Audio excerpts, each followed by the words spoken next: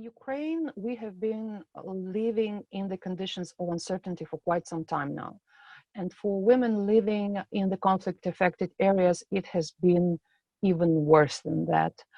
When we don't have access to information and we lack in social cohesion, this all creates rich grounds for uncertainty, and it weighs down heavily on us.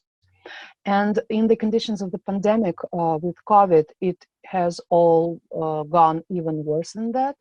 This all contributes to isolation of local leaders, and it all makes the feeling of uncertainty even worse. So another issue is the funding. The funds for local peace building has become even more scarce than before.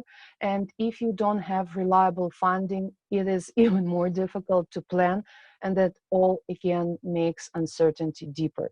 I completely agree with you. And for women and young women peace builders, uncertainties are always there, right? If you'll know how to accept that everything ain't certain, you'll know how to manage to create a plan.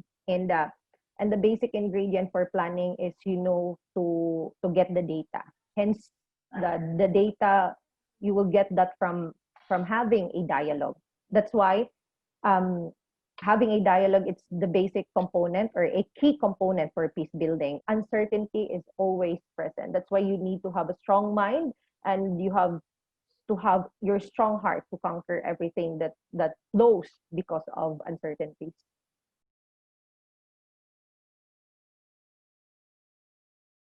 Just to share our experiences here in the Philippines during this COVID-19 pandemic, where uncertainty is the only certain issue in the country.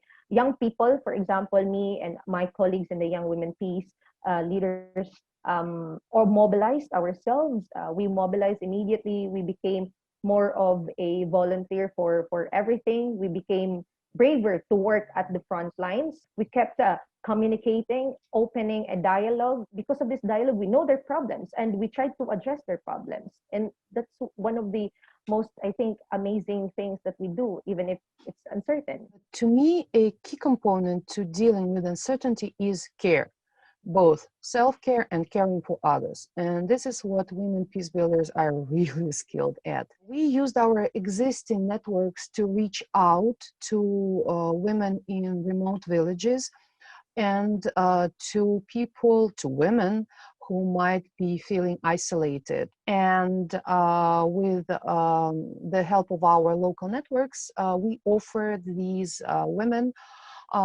psychological counseling and legal advice. And this helped reduce the stress and uncertainty they experienced, because they now know that there are people out there who care and who are willing to help and reach out and be there for them.